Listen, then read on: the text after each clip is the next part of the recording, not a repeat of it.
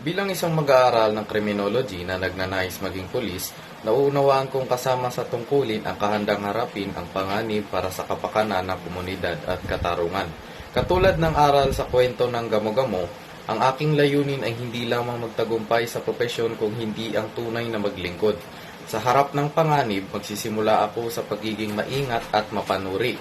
Kinikilala ang halaga ng mga payo mula sa mga nakakataas. Ang mga gabay na ito ay mahalaga para sa tamang pagdedesisyon upang maging handa sa mga sitwasyong may panganib. Gamit ang aking kaalaman, titiyakin kong ang bawat hakbang ay may pag-iingat at isinasaalang-alang ang kapakanan ng sarili at ng iba. Ngunit kung darating ang oras na kinakailangang magsakripisyo, gagawin ko ito alang-alang sa katarungan at sa mas nakakarami.